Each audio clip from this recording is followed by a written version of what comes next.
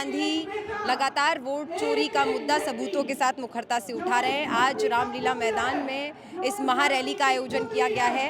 Vote चोर गद्दी छोड़ नारा आज रामलीला मैदान में गूंज रहा है। सबसे पहले तो भारतीय जनता पार्टी जिस तरीके से लोकतंत्र और संविधान पर हमला कर रही है, वोट चोरी करके सरकारें बना रही है, उस पर आप क्या कहना चाहेंगे और देश की जनता को आज आप रामलीला मैदान से क्या संदेश देंगे? ये बहुत महत्वपूर्ण दिन है। मैं समझता हूँ लोकतंत्र की रक्षा में जो काम हमारे माननीय नेता राहुल जी कर रहे हैं वो अपने में एक मैं समझता हूँ ऐतिहासिक कदम है। ये बात सही है कि लोकतंत्र में हर आदमी के पास वोट का अधिकार होता है। ये संवैधानिक अधिकार है और ये सबसे पुण्य अधिकार भी कहूँगा। अगर इस पर किसी भी प्रकार का आघात हो तो उसे उसकी रक्षा होनी चाहिए और यही मैं समझता हूँ संसद में इन्होंने कर रहे हैं और उसके बाहर भी कर रहे हैं। और जो ये वोट चोर गद्दी छोड़ का नारा है जो लगा है, जिसके लिए आप देख रहे हैं लाखों की संख्या में लोग, महिलाएं, हमारे बुजुर्ग, हमारे पूरे हर क्षेत्र के लोग आए हैं। ये सिंपली ये है कि जिस प्रकार से पहले कहा गया कि हमारा जो ईवीएम है इससे वोट नहीं होना चाहिए, नंबर 1, क्योंकि जिस देश ने ईवीएम बनाया उनमें से जर्मनी एक बड़ा देश है। आप दूसरे भी देखेंगे, उन लोगों ने भी अब वोटिंग जो है बैलेट से कराई और ईवीएम को छोड़ दिया। इसी प्रकार से और जो ये वोट की गणना में लोगों को जो जिनको देना चाहिए वोट को भी बाहर निकाल रहे हैं, न जाने अलग अलग तरीके अपना रहे हैं। वही एक मेन मुद्दा आज की रैली का है कि हम इस संवैधानिक अधिकार का जो वन मैन वन वोट है वो कहीं ना कहीं उसमें चोट आ रही है। और मैं समझता हूँ ये बहुत बड़ा नारा है जिस प्रकार से कांग्रेस पार्टी ने और हमारे नेताओं ने एक प्रकार से मैं समझता हूँ बलिदान दिए। जो आप देखते हैं कि दो तो प्राइम मिनिस्टर हम लोगों ने देश के ऑल्टर पे दे दिए और उसी प्रकार से हमारे जितने नेताओं ने जो आज़ादी की रक्षा आज़ादी ली, तो उस लोकतंत्र की जो दुनिया में सबसे बड़ा लोकतंत्र है उसमें कहीं ना कहीं बहुत ज़्यादा आघात पहुंच रहा है। उसी को दूर करने के लिए आज की रैली का प्रबंध किया गया और मैं समझता हूँ ये बहुत स्वागत योग्य कदम। वोट का अधिकार बहुत लंबे संघर्ष के बाद मिला है और ये कांग्रेस पार्टी की हर हिंदुस्तानी के लिए बहुत बड़ी एक देन है। जब आज़ादी की लड़ाई लड़ी थी उसमें वोट का अधिकार हिंदुस्तान को मिलेगा इसकी कोई लड़ाई नहीं थी। ये उस समय के जो हमारे नेता थे, महात्मा गांधी जी, पंडित जवाहरलाल नेहरू जी, डॉक्टर भीमराव अंबेडकर जी और अब्दुल कलाम आज़ाद जी जैसे महान नेता थे, उनके विजडम था, जिनकी सोच की वजह से आज हर व्यक्ति के पास वो अधिकार है कि वो सरकार बदल सकता है, सरकार मर्जी की ला सकता है। कांग्रेस पार्टी ने इतने लंबे समय तक इस देश में शासन किया और ऐसी संवैधानिक व्यवस्था बनाई जिसमें चेक एंड बैलेंस थे और कोई भी ऐसी सुप्रीम पावर किसी संस्थान के पास नहीं थी कि वो जो था किसी तरह से इस अधिकार के ऊपर कोई जो है चोट करे। लेकिन जो वर्तमान भारतीय जनता पार्टी की सरकार दिल्ली में बनी है, इन्होंने इलेक्शन कमीशन को भी जो है वो प्रभावित किया, उसके निर्णय को निष्पक्ष तरीके से ना लेने के लिए विवश किया। इलेक्शन कमिश्नर की और मेंबर्स की नियुक्ति के लिए जो है उसको डाइल्यूट करने का प्रयास किया जो सिस्टम बना था और जिस वजह से जो है आज ये खतरा पैदा हो गया है कि हिंदुस्तान के हर नागरिक को जो वोट का अधिकार मिला है वो उसकी रक्षा करने का जो है दायित्व कांग्रेस पार्टी ने उठाया है, राहुल गांधी जी ने उठाया। आज राहुल गांधी जी ने इस बात को लेकर हर देशवासी का आह्वान किया है कि आप आगे आएँ और जो कमज़ोर वर्ग हमारे देश के अंदर हैं, दलित हैं, आदिवासी हैं, अल्पसंख्यक हैं, उनके वोट की अधिकार की रक्षा हो सके।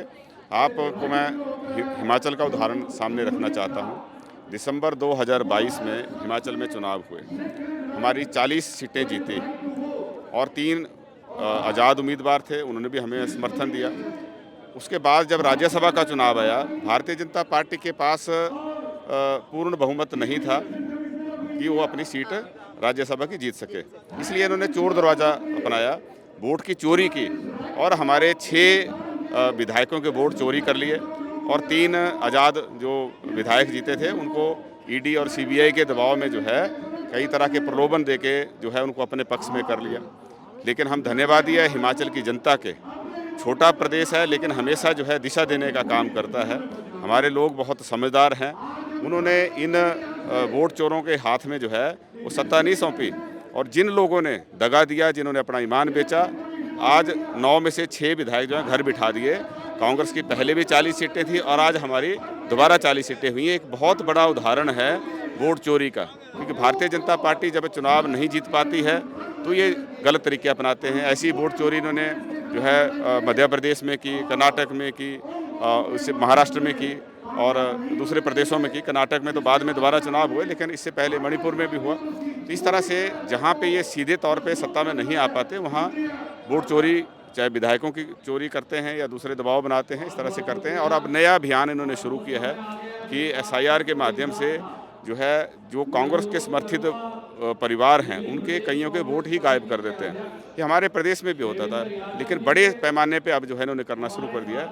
पहले हम देखते थे कि हमारे प्रदेश के अंदर भी हर बूथ के अंदर 15, 20, 25 वोट जो था वो हर बूथ से जो था वो गायब हो जाते थे।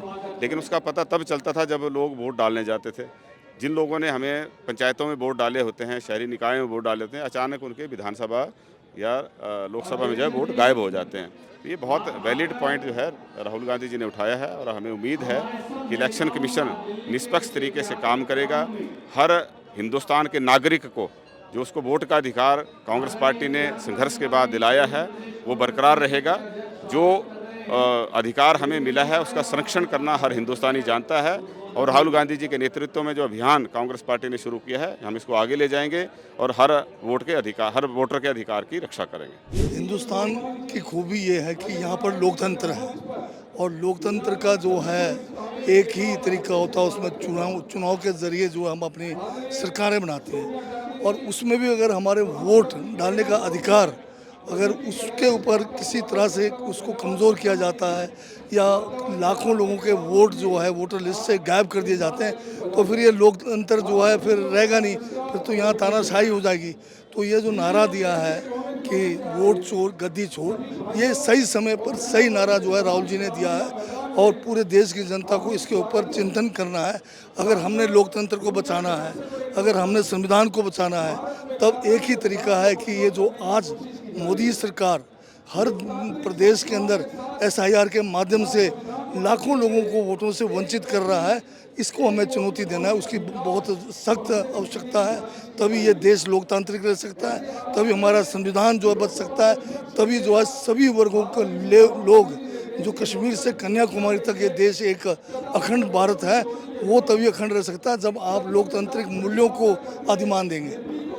और सर, एक मैसेज आप अगर अमित शाह, नरेंद्र मोदी, इलेक्शन कमीशन को आज रामलीला मैदान से संदेश कोई देना चाहें? हम रामलीला मैदान से कांग्रेस की तरफ से ये एक चुनौती है, एक संदेश है कि आप जिस रास्ते पर चले हो, इस देश के लोकतंत्र को कमज़ोर करने के लिए चले हो, ये कामयाब आप होने वाले नहीं हैं।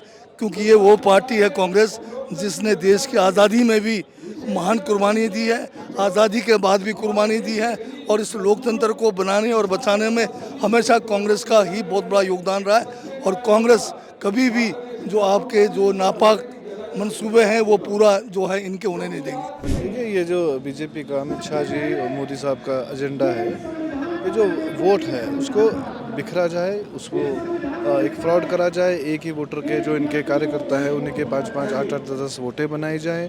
पहले आपको पता है कि एक परिवार का जो एक फैमिली के वोट्स होते थे वो कंबाइंड और कंसोलिडेट होते थे। अभी बेटे का अगर 2 नंबर पे है तो पिताजी का वो 17वें नंबर पे है, और उसको मिलान करना बहुत मुश्किल है कार्यकर्ताओं के लिए भी और डिपार्टमेंट्स के लिए भी। तो ये जो धांधली शुरू करी है, मैं समझता हूँ बड़े दुर्भाग्य की बात है।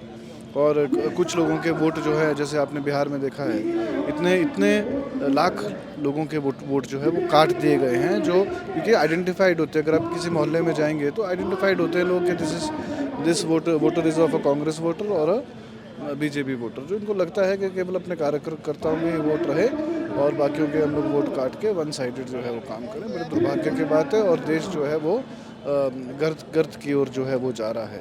अभी देश पूरे मोदी साहब जो है अनेकों प्रधानमंत्री और राष्ट्रपतियों के साथ मिलते हैं और जा रहे हैं हाथ पकड़ के, परंतु देश के लिए कोई फ़ायदा जो है वो नहीं कर रहे हैं। केवल 2 ही पावर सेंटर्स जो हैं वो बन रहे हैं, अदानी और अंबानी के पावर सेंटर्स जो हैं वो केवल 2 ही व्यक्तियों के जो बन रहे हैं। और ऐसा कैसे हो सकता है कि एक आदमी जो है हज़ारों करोड़ रुपए का जो है गेन जो है, अपने कंपनी का गेंस जो है वो हज़ारों करोड़ रुपए जो है वो कुछ ही वर्षों में कर ले, तो ये दिस इज़ नॉट पॉसिबल।